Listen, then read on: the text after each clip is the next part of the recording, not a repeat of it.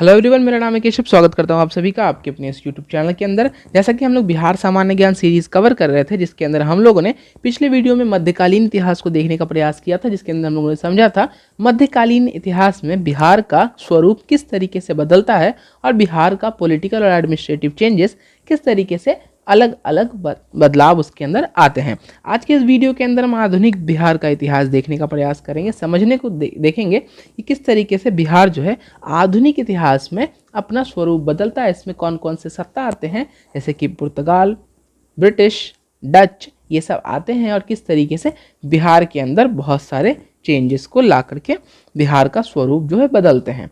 ये जो वीडियो होगा बहुत ही इंपॉर्टेंट होगा, क्योंकि बीपीएससी के अंदर आधुनिक इतिहास से बहुत सारे प्रश्न पूछे जाते हैं, तो उसके लिए ये वीडियो बहुत ज़्यादा महत्वपूर्ण हो जाता है, क्योंकि बहुत सारे सवाल इस टॉपिक से ही पूछे जाते हैं। आइए आज के वीडियो स्टार्ट करते हैं। आज के वीडियो स्टार्ट करने से पहले अगर आप इस चैनल पर नए हैं, प्लीज़ चैनल को सब्सक्राइब कर दीजिएगा, इस बेल आइकन को भी दबा दीजिएगा फॉर मोर इन्फॉर्मेशन नोटिफिकेशन। और आप चाहें तो फेसबुक, इंस्टा और टेलीग्राम चैनल्स को भी ज्वाइन कर सकते हैं, जहाँ आने वाली हर वीडियो की लेटेस्ट अपडेट आपको मिलती रहेगी। देखिए, सबसे पहले हम लोग बात करते हैं बिहार में। तो बिहार में किस तरीके से पुर्तगालियों का आगमन होता है, ब्रिटिश का आगमन होता है, डच का आगमन होता है, इन सब चीज़ों को सबसे पहले देखेंगे। बिहार में यूरोपियंस व्यापारियों का किस तरीके से आगमन होता है वो पहले आइए देखते हैं। देखिए, सबसे पहले बात करते हैं बिहार के लोकेशन की। बिहार का जो लोकेशन है पूरे भारत के अंदर, बिहार जो है पूरब के मध्य में, ठीक है, पड़ता है। अगर बात करते हैं नॉर्थ में, तो इंडिया का अगर मैप देखते हैं तो इंडिया के मैप में, भारत के मैप में बिहार जो है वो उत्तर में पड़ता है, ठीक है, उत्तर में। और ठीक इसके बगल में पड़ोसी राज्य जो है वो है बंगाल। बंगाल जो है समुद्र तट से सटा हुआ है, लेकिन बिहार जो है वो किसी भी तरीके से समुद्र तट से सटा हुआ नहीं है। लेकिन 16वीं और 17वीं शताब्दी की बात करें तो उस समय बंगाल और बिहार जो है दोनों ही एक ही राज्य हुआ करते थे। उस समय जितने भी पुर्तगाली यूरोप से आए या फिर डच आए या फिर ब्रिटिश आए, जितने भी लोग आए वो सब ज़्यादातर बंगाल में आए, ठीक है। बंगाल में इसलिए आए क्योंकि बंगाल में उनको पोर्ट मिल जाता था, उनको व्यापार करने के लिए समुंदर था और समुंदर के रास्ते वो आसानी से यूरोप जा सकते थे। यही वजह है कि बंगाल में आने की वजह से उनका जो है प्रभाव बिहार पर भी देखने को मिलता है। बिहार जो है क्योंकि एकदम बंगाल के बगल में है। बिहार के क्षेत्र में बात किया, सबसे पहले कोई जो यूरोपियन थे, व्यापारी थे, उसमें पुर्तगाल जो थे वो सबसे पहले बिहार आए थे, ठीक है। सर्वप्रथम जो है पुर्तगाली आए थे और उनका जो व्यापारिक केंद्र था वो बंगाल में हुगली के समीप था, ठीक है। और वहाँ से नाव से भी फिर पटना आए थे। पुर्तगाली जो है जब आते थे पटना या बिहार की बात करते हैं तो यहाँ वो चीनी मिट्टी के बर्तन, मसाले, इन सब चीज़ों को लेके आते थे और यहाँ से सूती व अन्य वस्त्र जो है अपने साथ लेकर के जाते थे। अगर वर्तमान पटना कॉलेज की बात करते हैं, ठीक है, आपको पता होगा वर्तमान जो पटना कॉलेज है अशोक राजपथ पे, वो डचों की फैक्ट्री हुआ करती थी, ठीक है। 1632 में डचों ने पटना कॉलेज की उत्तरी इमारत को ही अपना फैक्ट्री बनाया था, ठीक है। और डच जब आते थे तो डचों की जो रुचि थी, डच जो है सूती वस्त्र, अनाज और शोड़े की प्राप्ति के लिए यहाँ ज़्यादातर आते थे बिहार, क्योंकि बिहार जो है शोड़े के लिए बहुत ज़्यादा फेमस था। मिट्टी से शोड़ा बनाया जाता था और शोड़ा जो है बम और बारूद बनाने में बहुत ज़्यादा उपयोगी होता है। और आपको ऑलरेडी पता होगा कि जो जितने भी यूरोपियन कंट्रीज़ के जितने भी व्यापारी सब आए, जितने भी कंट्रीज़ आए, उन सब में एक बहुत चीज़ कॉमन था कि उन सब को अपना पॉलिटिकल और एडमिनिस्ट्रेटिव और अपना बिजनेस बढ़ाने के लिए अपना आर्मी को मजबूत करना बहुत ज़्यादा इम्पॉर्टेंट था। वो अपने आर्मी पे सबसे ज़्यादा ध्यान देते थे, क्योंकि अगर उनको पूरे के पूरे भारत पे राज करना है तो उनकी आर्मी बहुत ही ज़्यादा स्ट्रॉन्ग, बहुत ही ज़्यादा ताकतवर होनी ज़रूरी थी। तो इसके लिए वो लोग शोड़े के लिए ज़्यादा से ज़्यादा बिहार की तरफ रुख करते थे, ठीक है। तो उन्होंने क्या, फिर अंग्रेज की बात करते हैं तो अंग्रेज जो है 1620 में अंग्रेजों ने क्या किया था कि स्थापित करने की कोशिश की थी पटना में अपनी फैक्ट्री, लेकिन वो कामयाब उतने अच्छे तरीके से नहीं हो पाए। लेकिन वास्तविक सफलता उनको 1651 में मिल जाती है, ठीक है। अंग्रेजों की फैक्ट्री की बात करते हैं तो अंग्रेजों की फैक्ट्री जो गुलजार बाग में स्थित अभी अभी वर्तमान में गवर्नमेंट प्रिंटिंग प्रेस है, वही जो है उस समय 16वीं और 17वीं शताब्दी के अंदर अंग्रेजों की फैक्ट्री हुआ करती थी पटना के अंदर, ठीक है, जो अभी गवर्नमेंट प्रिंटिंग प्रेस के नाम से चर्चित है, ठीक है। और उसके जो फैक्ट्री के जो प्रधान थे उनका नाम था जॉब चानार्क, ठीक है, जो 1664 ईस्वी में बनाए गए थे और इस फैक्ट्री के प्रधान जो 1680 तक थे, ठीक है। आइए अब आगे अगले पॉइंट पे बढ़ते हैं। तो बिहार में सूबेदारों की बात करते हैं। तो देखिए बिहार में जैसे कि अब ये सारे जितने भी फैक्ट्रीज थे ये सब इस्टेब्लिश हो रहे थे, अलग अलग यूरोपियन कंपनीज यहाँ आ रही थी, तो उनके अंदर क्या था कि उस ज़माने में सूबेदार हुआ करते थे, ठीक है। बिहार प्रांत के सूबेदार जो है शाइस्ता खां, जो 1680 ईस्वी में थे, वो क्या करते हैं कि जैसे ही ये जितने भी यूरोपियन कंट्रीज़ के जितने भी लोग कंपनीज जो है बिहार की तरफ अपना रुख करते हैं, तो यहाँ से अपना व्यापार बढ़ाते हैं। व्यापार जब बढ़ाते हैं तो यहाँ के सूबेदार जो हैं उन पर टैक्स भी लगाना स्टार्ट करते हैं, उन पर कर बढ़ाना शुरू करते हैं। तो जो कर बढ़ाते हैं तो उनमें सबसे पहला नाम आता है शाइस्ता खां का। शाइस्ता खां जो 1680 ईस्वी में क्या करते हैं कि अंग्रेजी कंपनी जो होते हैं उनके ऊपर 3.5% का कर जो है उनकी वृद्धि कर देती है, ठीक है। जब और अंग्रेजों के जो प्रधान होते हैं कंपनी के, उनका नाम होता है जॉब चार्नक, वो क्या करते हैं इस बात से बहुत ज़्यादा खफा हो जाते हैं कि इतना कर क्यों बढ़ाया गया 3.5% का। इस बात पे क्या करते हैं, ठीक है, इस हुगली शहर को ही लूट लेते हैं, ठीक है।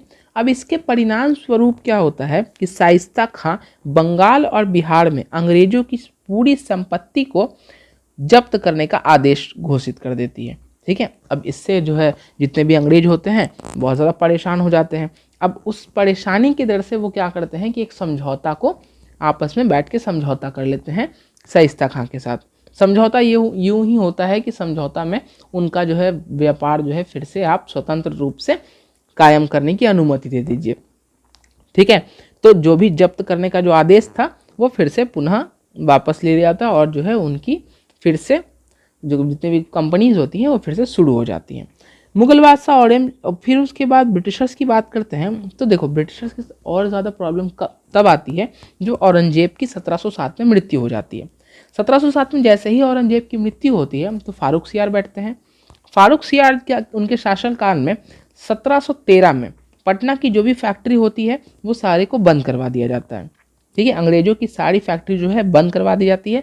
1713 से लेकर 1717 तक उनकी फैक्ट्रीज बंद रहती हैं, लेकिन 1718 से पुनः जो है उनका जो भी फैक्ट्री रहता है वो स्टार्ट कर दिया जाता है। ये आदेश फिर से फारूक सियार जो है जारी कर देता है कि उनके जितने भी फैक्ट्रीज हैं उनको फिर से खोल दिया जाए, ठीक है।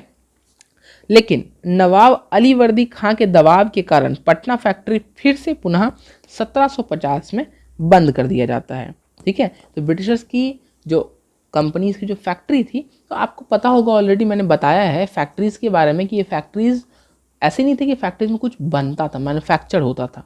मैन्युफैक्चरिंग नहीं होता था, वहाँ कुछ बनाया नहीं जाता था। वो व्यापार का एक केंद्र था जहाँ पर सामान लाया और ले जाया जाता था, स्टोर हाउस टाइप से था, ठीक है।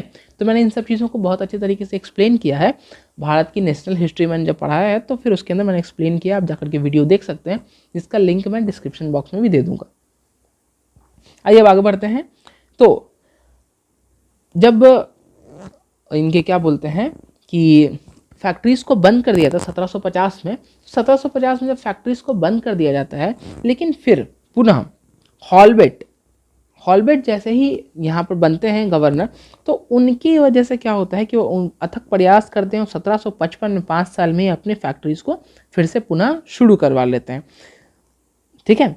1757 की बात करते हैं तो आपको ऑलरेडी पता होगा पलासी हुआ था 1757 में, और 1764 में बक्सर का युद्ध हुआ था। दो बहुत ही फेमस युद्ध हुए थे जिनका वीडियो मैंने बहुत अच्छे तरीके से एक्सप्लेन करके बनाया हुआ है, आप जाकर के वीडियो प्लेलिस्ट में देख सकते हैं, ठीक है। उन दोनों युद्धों के बाद ब्रिटिशर्स जो है ना बहुत ही ज़्यादा फैल गए थे बिहार और बंगाल और उड़ीसा, इन तीनों जगहों पे, क्योंकि इस युद्ध के बाद उन लोगों को इन तीनों जगहों की उनको मिल गई थी दीवानी, यहाँ से टैक्स वो डायरेक्ट कलेक्ट कर सकते थे। तो बक्सर के युद्ध के बाद देखिए पलासी के बाद भी उनको बहुत सारी चीज़ें मिली थी, लेकिन तब तक जो था नवाब जो थे वो नवाब ही एक्चुअल राजा हुआ करते थे और साइड में जो भी इनका प्रॉफिट आता था वो साइड से ये लेते थे। लेकिन बैटल ऑफ बक्सर के बाद डायरेक्ट कंट्रोल इनका हो जाता है अलग अलग जगहों पर, बेसिकली बंगाल के ऊपर। ठीक है, बंगाल तो उस टाइम बंगाल, उड़ीसा और बिहार तीनों एक ही जगह था, तो पूरे जगहों में इनका कंट्रोल हो जाता है।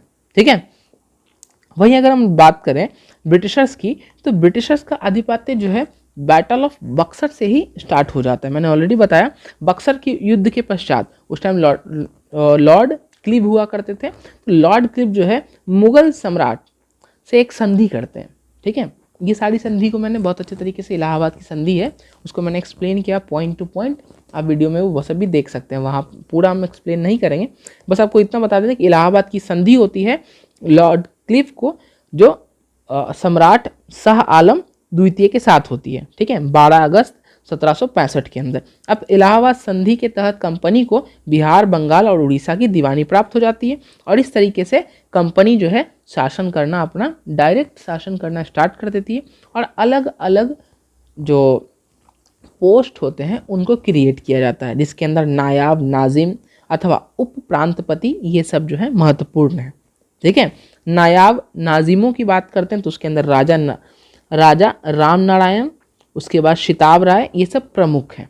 ठीक है, तो इस तरीके से लॉर्ड क्लिव द्वारा 1765 में द्वैध शासन यानी कि डुअल गवर्नमेंट की भी स्थापना की जाती है। और डुअल गवर्नमेंट किस तरीके से ये स्टैब्लिश करते हैं और बिहार और बंगाल, उड़ीसा इन सब जगहों पर डुअल गवर्नमेंट जो है लॉर्ड क्लिव के द्वारा लाया जाता है। अब डुअल गवर्नमेंट क्या होता है, इन सब चीज़ों के लिए आप वीडियो ऑफ एक्सप्लेनेशन में आप देख सकते हैं पूरा डिटेल में, अभी हम पूरा एक्सप्लेन नहीं करेंगे। ठीक है, बस इतना समझ लीजिए कि डुअल गवर्नमेंट ऐसा होता है कि नवाब कोई और राजा कोई और। ठीक है, नाम किसी और का और काम किसी और का, ऑर्डर किसी और के और चेहरा किसी और का, बस इतना ही समझिए, बाकी आप डिटेल जाकर के वीडियो में देख सकते हैं। देखिए, और अगर हम बात करते हैं तो प्रशासन की, तो उस समय जो प्रशासन था वो मीर जफ़र के हाथ में था। ठीक है, मीर जफ़र के हाथ में था और मीर जफ़र से फिर ट्रांसफ़र होता है उनके भाई, जिनका नाम होता है कासिम खां। ठीक है, मिर्ज़ा मोहम्मद कासिम खां, उसकी सहायता से उनकी सहायता और सूबेदार, उप सूबेदार धीरज नारायण, इनका नाम राम नारायण के भाई थे। ठीक है, उनके हाथों में दे दिया जाता है बिहार का प्रशासन। अब रॉबर्ट क्लिव के बाद, तो रॉबर्ट क्लिव जो है जब बैटल ऑफ पलासी और बक्सर हो जाता है तो उसके बाद फिर मीर जफ़र और फिर कासिम खां के हाथों में आता है और उप सूबेदार जो होते हैं वो धीरज नारायण होते हैं। ठीक है, बाद में जो है रॉबर्ट क्लिव जो है कासिम खां को भी हटा देते हैं और धीरज नारायण को ही डायरेक्ट सूबेदार बना दिया जाता है। ठीक है, अब और अगर बात करते हैं आगे की, तो बाद में क्या होता है कि अंग्रेजी जो फैक्ट्री होते हैं उनके मुख्य अधिकारी के तौर पर मिडल्टन को लाया जाता है, जिसके अंदर राजा धीरज नारायण व राजा शिताब राय ये सब भी बहुत ही महत्वपूर्ण भूमिका निभाते हैं। ठीक है, 1766 के बाद से बिहार के प्रशासन की बात करते हैं तो बिहार के प्रशासन में 1769 के बाद अंग्रेज जो है वो बहाली करना शुरू करते हैं और अपने फैक्ट्री में जितने भी लोगों को काम देते हैं वो सारी चीज़ें वो अंग्रेज खुद ही डिसाइड करते हैं और उनके ही निरीक्षण में सारी चीज़ों को वो हैंडल करते हैं। मतलब किसको अपॉइंट करना है, किसको सूबेदार बनाना है, ये सारी चीज़ें जो अपने फैक्ट्री के अकॉर्डिंग फैक्ट्री के डायरेक्टर्स ही डिसाइड करते हैं कि कौन लोग कहाँ क्या काम करेंगे। ठीक है, अब देखिए थोड़ी और चीज़ें हैं कि जमींदार फतेह शाही जो है इस टाइम विद्रोह करते हैं हुसपुराज में 1767 में। ठीक है, हुसपुराज में ये विद्रोह भी करते हैं, लेकिन विद्रोह को इनको कुछ सैनिकों के द्वारा दबाव दे करके इनसे जो भी विद्रोह होता है उनको दबा दिया जाता है और इनको जो है भगजोगनी के जंगलों में भागना पड़ता है। ठीक है, फिर देखिए 1770 की बात करते हैं तो 1770 में बिहार में एक भीषण अकाल पड़ा था, जिसका मुख्य केंद्र भागलपुर, पूर्णिया, दरभंगा ये सब थे। ठीक है, इन सब जगहों पे जब अकाल पड़ता है, अकाल पड़ने के बावजूद 1770 का जो अकाल था उसके अंदर अकाल पड़ने के बावजूद ब्रिटिश गवर्नमेंट कोई भी तरह का एक्शन नहीं लेती और अपनी क्रूरता से जो भी लगान वसूला जाता है उस पूरे लगान को वसूलती है। ठीक है। और उसके बाद 1770 में ही रेवेन्यू काउंसिल ऑफ पटना को बनाया जाता है। ठीक है। पटना का लगान परिषद बनाया जाता है। लगान परिषद और उसका जो अध्यक्ष होता है उसको जेम्स अलेक्जेंडर को बनाया जाता है। और उसके जो अन्य सदस्य होते हैं जिसमें रॉबर्ट पाल और जॉर्ज वैन सिटार्ट होते हैं। ठीक है। ये 1770 के बाद ये बस लगान परिषद बनाया गया कि हाँ ठीक है ये कुछ देखेंगे, बट कुछ भी वैसा नहीं किया जाता है। ठीक है। लगान वसूली का काम वैसे ही चलता रहता है। सामान्य प्रशासन, देखिए लगान वसूली का काम लगान परिषद वहाँ से करना स्टार्ट करेगी और सामान्य जो प्रशासन होगा उसको निजामत देखेगी। ठीक है। बस इतना ही 1770 के बाद चेंज हो जाता है। ठीक। वहीं अगर बात करते हैं तो कल्याण सिंह की बात करते हैं तो कल्याण सिंह को बिहार में रॉय रायन की जो उपाधि थी वो दी गई थी, लेकिन बाद में इसको भी जो है हटा लिया जाता है, क्या बोलते हैं, वॉरेन हास्टिंग के द्वारा। ठीक है। वही बात करते हैं बेतिया के जमींदार जुगल किशोर से लगान वसूलने के लिए कंपनी को सेना का सहयोग करना पड़ा था, क्योंकि इन्होंने भी विरोध किया था। इनके जो भी आधिपत्य था कि जो लगान वसूला जा रहा था कंपनी के द्वारा बहुत ज़्यादा था, और इसकी वजह से जुगल किशोर वहाँ के ज़मींदार थे, ज़मींदार को बेतिया के ज़मींदार थे, उनसे भी ज़मींदारों को, अगर मान लो कोई ऐसे ज़मींदार होते हैं जो इनके खिलाफ आवाज़ उठाते हैं, इन लोगों को ये हाथ से हटा देते हैं डायरेक्ट। ठीक है। तो बाद में इनकी ज़मींदारी भी ख़त्म कर दी गई थी और 1772 के बाद इनकी ज़मींदारी ख़त्म कर दी जाती है और ख़त्म करके इनको भी पेंशन दे दी जाती है। ठीक है। फिर बात करते हैं 1782 की। 1782-83 की, तो यहाँ पर कल्याण सिंह, जैसा कि मैंने बताया, कल्याण सिंह से भी क्या किया जाता है, उनको जब पहले तो उनको उपाधि दी गई थी, अब इनको भी रास्ते से हटा दिया जाता है सन 1774 में। ठीक है। रेगुलेटिंग एक्ट पारित होता है। उसके बाद बिहार में निरीक्षक और बिहार परिषद दोनों को समाप्त कर दिया जाता है तथा बिहार के लिए एक प्रांतीय सभा का गठन किया जाता है। ठीक है। 1781 की बात करते हैं तो 1781 में पटना और गया को मिलाकर एक नया जिला बनाया गया था, जिसके प्रशासन के लिए कलेक्टर और एक जिला जज की नियुक्ति की गई थी। याद रखिएगा 1781 में ही पटना और गया को मिला करके एक नया जिला बनाया गया था। ठीक है। अब पटना लगान परिषद 1781 ईस्वी में ही समाप्त कर दिया गया था, और समाप्त करने के बाद बिहार में लगान के लिए लगान प्रमुख जो है उसको बनाया जाने लगा, और पहले लगान प्रमुख जो हुए विलियम मैक्सवेल हुए। ठीक है। अब 1783 की बात करते हैं। 1783 में पुनः बिहार में एक बहुत भीषण अकाल पड़ा। ठीक है। अब इस अकाल के बाद ब्रिटिशर्स ने थोड़ी सी संज्ञान ली, और संज्ञान लेकर के, ठीक है, गोलघर का निर्माण करवाया। गोलघर जो अनाज का भंडार के रूप में एक बड़ा सा घर, एक बड़ा सा कह सकते हैं कि एक आर्किटेक्चर जो बनवाया जाता है ब्रिटिशर्स के द्वारा, कि अनाज रखने के लिए अनाज का एक भंडार के रूप में गोलघर को बनवा दिया जाता है। ठीक है। 1786 ईस्वी में। ठीक है। तो इस तरीके से ब्रिटिशर्स ने बस थोड़ा सा काम किया एक्स्ट्रा, कि सेकेंड टाइम जब अकाल पड़ रहा है तो चलो कुछ थोड़ा सा इम्प्रूव कर देते हैं। ठीक है। अकाल तो ऐसे बहुत सारे आए छोटे छोटे, लेकिन इन सब अकालों के अंदर ब्रिटिशर्स ने कुछ अपनी तरफ से कुछ इनिशिएटिव लिया। ठीक है। अब 1790 में अंग्रेजों द्वारा बिहार के फौजदारी प्रशासन को भी अपने हाथ में ले लिया गया, तथा चार्ल्स फ्रांसिस ग्रांट को पटना का पहला मजिस्ट्रेट नियुक्त किया गया है। नाम याद रखिएगा, चार्ल्स फ्रांसिस ग्रांट। इसको जो पटना का पहला मजिस्ट्रेट बनाया गया था। ठीक है। फिर और हम आगे बढ़ते हैं तो 1865 की बात करते हैं। तो 1865 ईस्वी में पटना और गया को 1866 ईस्वी में सारण जिले को दो जिलों में, सारण और चंपारण, तथा 1875 ईस्वी में तिरहुत को मुजफ्फरपुर और दरभंगा जिले में विभाजित कर दिया जाता है, और नियुक्त जिलों तथा भागलपुर, मुंगेर, पूर्णिया, सारण, परागना और छोटानगर क्षेत्र 1911 और 12 तक ये सब बंगाल के ही क्षेत्र में रहते हैं और 12 के बाद 1912 के बाद ये सब जो है फिर बिहार के प्रांत बन जाते हैं, क्योंकि 1912 में एक बहुत बड़ी घटना हुई थी, वो है बिहार का बंगाल से बिहार का एक सेपरेट राज्य बन जाना। ठीक है, उसके बाद हम लोग बात करते हैं अब सन्यासी विद्रोह की। ठीक है, सन्यासी विद्रोह की बात करते हैं तो सन 1770 की ईस्वी के आसपास सन्यासी विद्रोह हुआ था, जिसका केंद्र पूर्णिया रहा था, बिहार का पूर्णिया जिला रहा था। तो जो पूर्णिया जिला था, इसमें अब सन्यासियों के बारे में बात की है तो सन्यासियों को क्या था कि अभी ब्रिटिशर्स के भी दस्तावेज में सन्यासियों के बारे में बहुत सारी बातें मिलती हैं। ब्रिटिशर्स के अकॉर्डिंग क्या था कि जो सन्यासी थे, ये साधु और भिक्षु जो थे, ये अलग अलग जगह घूम करके लूट मार किया करते तथा छोटे छोटे बच्चों को उठा लिया करते थे। इसी वजह से लॉर्ड हास्टिंग ने सेना भेज करके इन लोगों का दमन करवाया था। ठीक है, लेकिन असलियत में ऐसा नहीं था। असलियत में ये ऐसे बिल्कुल भी नहीं थे कि जो सन्यासी थे वो चोर डाकू या फिर उनकी कोई भी गतिविधि जो है समाज के लिए हानिकारक थी। वो ब्रिटिशर्स के लिए हानिकारक थी। यही वजह है कि उनको चोर डाकू बता करके उनका दमन करवाया गया था ब्रिटिशर्स के द्वारा।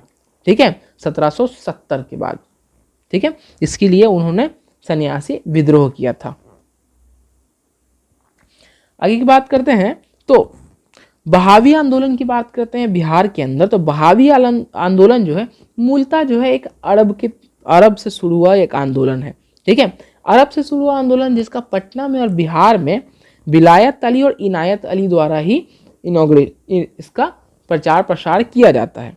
ठीक है, विलायत अली और इनायत अली। और पूरे भारत के अंदर बात की जाए तो पूरे भारत के अंदर जो प्रचार प्रसार किया जाता है वो किया जाता है सैयद अहमद बरेलवी द्वारा।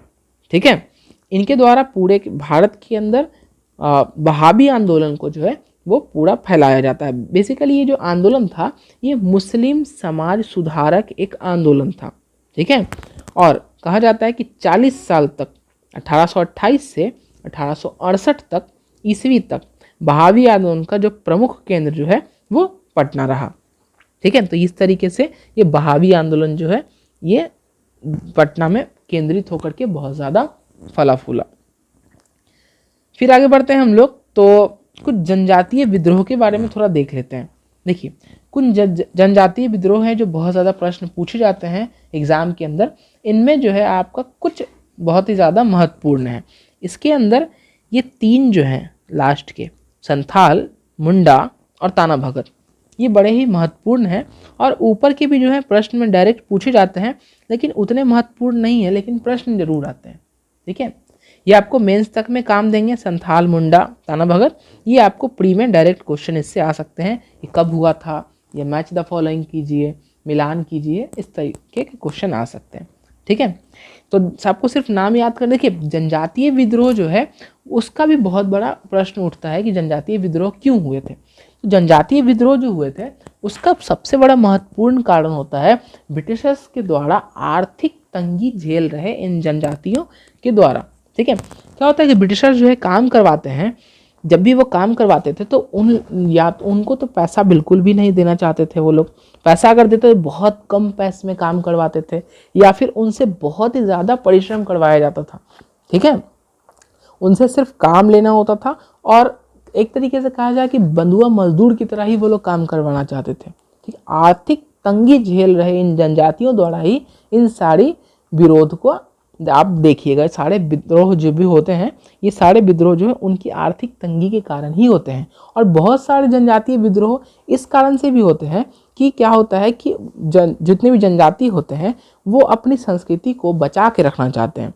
लेकिन ब्रिटिशर्स जब आए थे तो वो इन जनजातियों को कहते हैं कि आप अपनी संस्कृति को बदलिए। ठीक है, चाहते हैं ये लोग कि जिस जगह पे रहते हैं, जिस जंगल में रहते हैं, उस जंगल को नहीं काटा जाए, नहीं हटाया जाए। लेकिन ब्रिटिशर्स जो है उन सारे जंगल के अंदर प्रोटेक्शन लगा देते, कोई जंगल के अंदर नहीं जा सकता है, कोई एंट्री नहीं कर सकता है।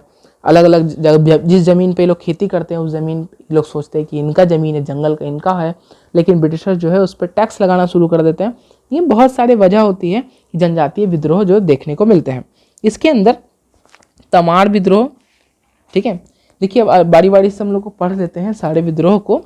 तो सबसे पहला आता है तमार विद्रोह, ठीक है, जो झारखंड में हुआ था 1789 से 95 तक। चोरो विद्रोह, ठीक है, चारो विद्रोह जो 1800 में हुआ था। चेरो विद्रोह है बेसिकली, याद रखिए ये थोड़ा सा गड़बड़ हो गया है। चेरो विद्रोह है जो 1800 में हुआ था, ये भी झारखंड के अंदर हुआ था। इसके जो अगर कारणों की बात करते हैं तो मूलतः सेम एकदम सिमिलर टाइप से ही कारण थे। अगर हो विद्रोह की बात करते हैं तो 1820 से 21 में जो सिंहभूम में हुआ था। अगर हम लोग कोल विद्रोह की बात करते हैं तो 1831 से 32 जो छोटा नागपुर में हुआ था, जिसके अगर हम लोग लीडर की बात करते हैं तो बुद्धू भगत की है, ठीक है। ये चारों जो है दो आपको याद कर लेने हैं, सिर्फ इसके डेट कहाँ हुआ था और ये, ठीक है। अब हम लोग बात करते हैं वही नीचे इन तीनों की, तो संथाल, मुंडा और ताना भगत। संथाल विद्रोह की बात करते हैं तो संथाल विद्रोह जो है वो हुआ था दमन एक कोह में। दमन एक कोह कहाँ होता है, तो दमन एक कोह जो है भागलपुर जो बिहार का पार्ट है और राजमहल हिल्स जो झारखंड का है, उन दोनों के बीच का जो जगह है उसको दमन एक कोह कहा जाता है, वहां हुआ था, ठीक है। और एक ही परिवार के 4 सदस्य थे, सिद्धू, कान्हा, चंदा और भैरव। ये चारों जो थे, इन चारों ने क्या किया था कि इस विद्रोह को सबसे ज़्यादा फैलाया था, ठीक है। जो झारखंड बिहार इस पूरे पार्ट के बीचों बीच दमन एक कोह जो पार्ट है वहाँ पर सबसे ज़्यादा ये विद्रोह जो है फैला था, ठीक है।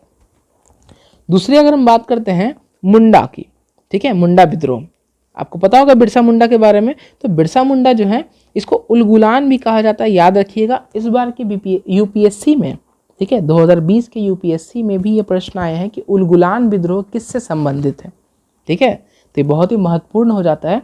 तो मुंडा विद्रोह जो है वो उलगुलान भी कहा जाता है। तो मुंडा विद्रोह जो होता है वो बिरसा मुंडा द्वारा शुरू किया जाता है। शुरुआत में क्या होता है कि शुरुआत में बिरसा मुंडा जो है उनको भगवान की भी श्रेणी दी गई है, जब जो मर गए हैं उसके बाद उनको भगवान की श्रेणी दी गई इसी विद्रोह के बाद से, ठीक है।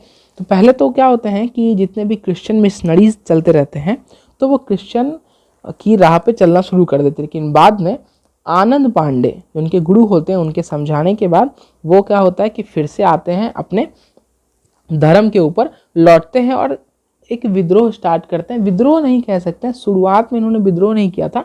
इन्होंने क्या किया था, एक आंदोलन शुरू किया था, समाज सुधारक आंदोलन, जिसके अंदर ये सिंहभूम को मानते थे, ठीक है, जो एकेश्वरवाद मतलब एक भगवान को मानने वाले, ठीक है। और साथ में इनका क्या मानना था कि ये जो है समाज सुधारक आंदोलन कर रहे थे, जिसके अंदर शराब पीना, झूठ बोलना, ठीक है, ये सब चीज़ों को ये गलत मानते थे और गलत जो भी करते थे उसको समाज में प्रचार करते थे कि गलत नहीं करना चाहिए, और जो है सिंहभूम की अपना पूरा प्रचार प्रसार करते थे, ठीक है। बाद में क्या होता है कि ब्रिटिशर्स का जो इस तरीके से दमनकारी जो बहुत सारे उनके पॉलिसीज आती हैं उसका मिक्सचर ऐसा होता है कि जो पूरा आंदोलन इनका होता है वो ब्रिटिशर्स के खिलाफ में तब्दील हो जाता है, ठीक है। ये बिरसा मुंडा की बात करते हैं तो बिरसा मुंडा जो है, बिरसा मुंडा को 3 फरवरी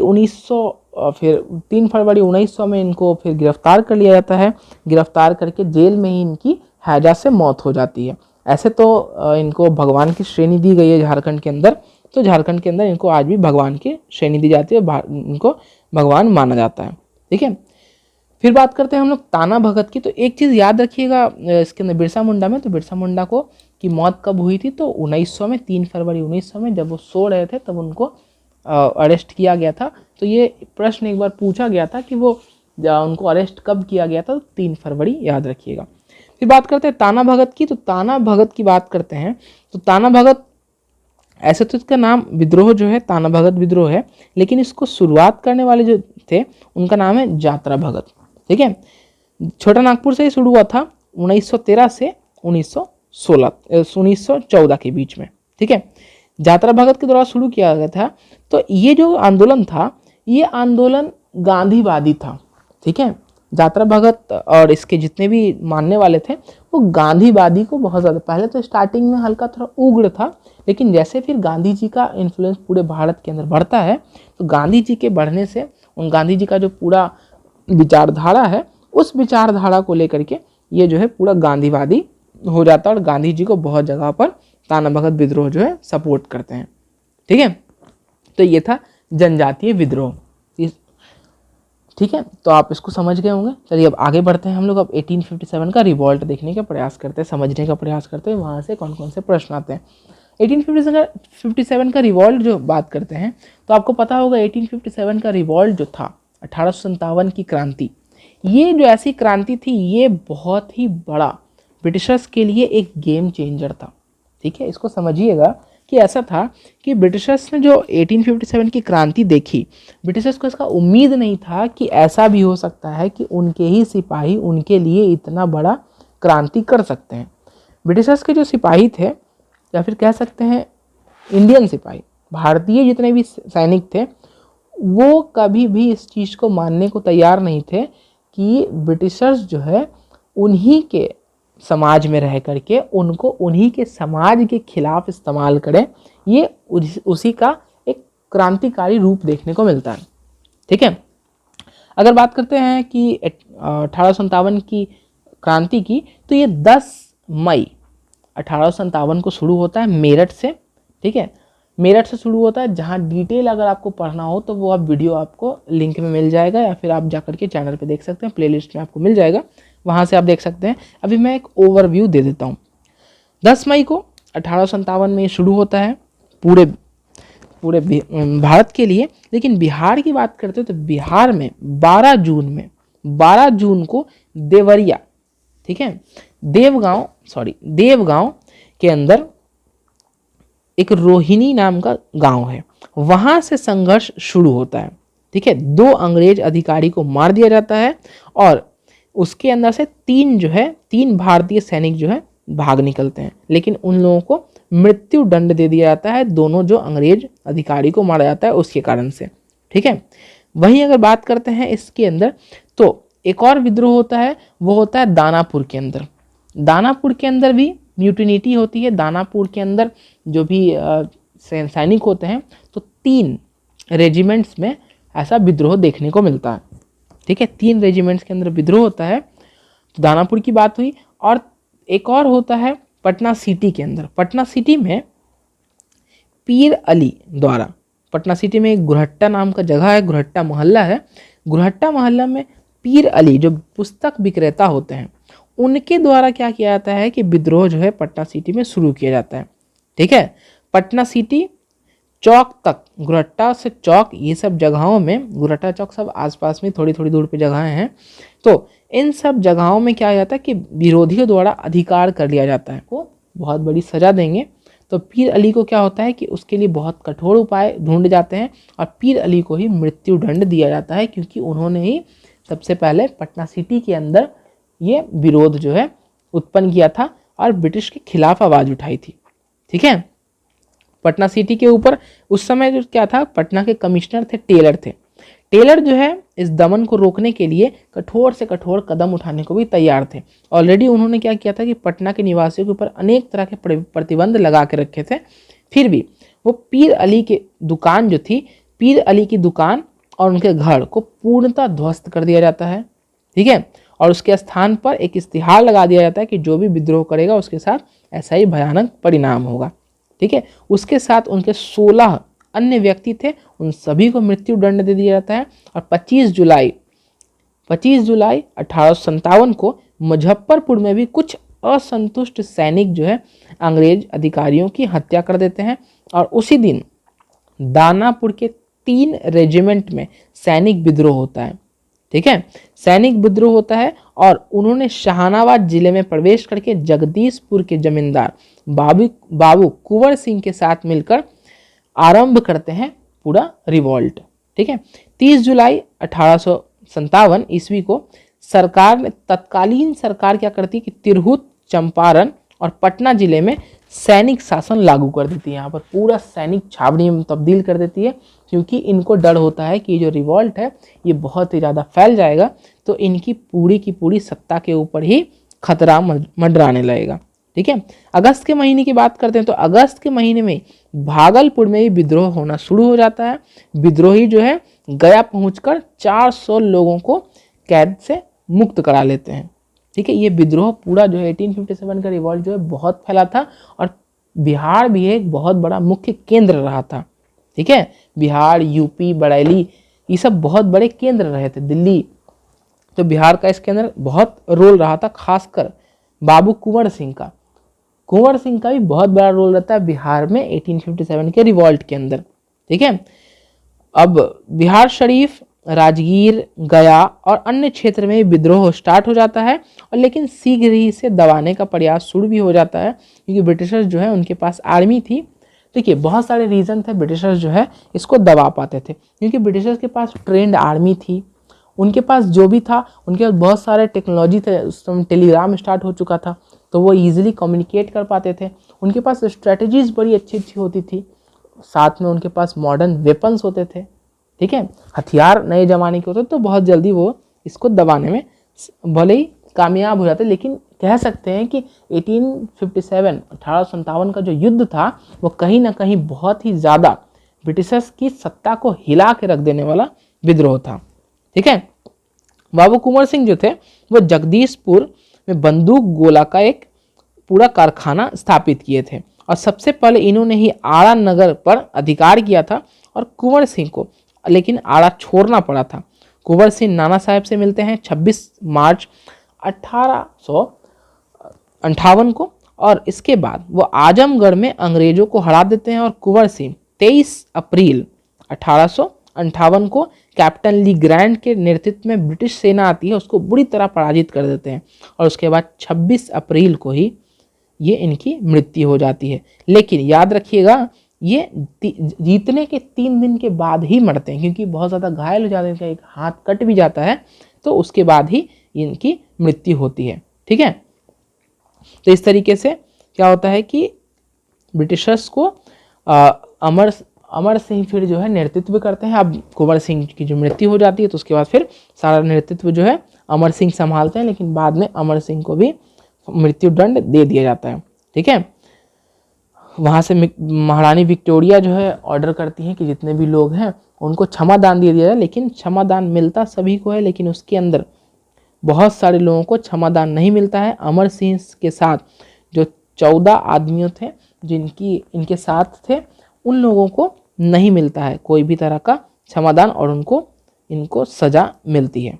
ठीक है, तो इस तरीके से कह सकते हैं कि 1857 का जो युद्ध था ये कहीं ना कहीं ब्रिटिशर्स के लिए बहुत बड़ा एक उनकी नींव को हिला देने वाला विरोध था, और जो विद्रोह था ये विद्रोह बहुत ही ज़्यादा पूरे भारत को एकजुट करने वाला विद्रोह हम लोग कह सकते हैं। तो इस तरीके से हम लोगों ने देखा कि आज का जो पूरा वीडियो था, वीडियो में हम लोगों ने आधुनिक भारत का इतिहास पार्ट 1 देखा, इसका पार्ट 2 भी आएगा, जिसके अंदर आगे हम लोग देखेंगे कि अब जो है 1885 के अंदर, ठीक है, 1885 के अंदर अब किस तरीके से कांग्रेस की स्थापना होगी, और यहाँ से फिर आज़ादी की लड़ाई शुरू होगी। फिर गांधी जी आएंगे और बहुत सारा आंदोलन को हम लोग देखेंगे आने वाले वीडियोज़ के अंदर।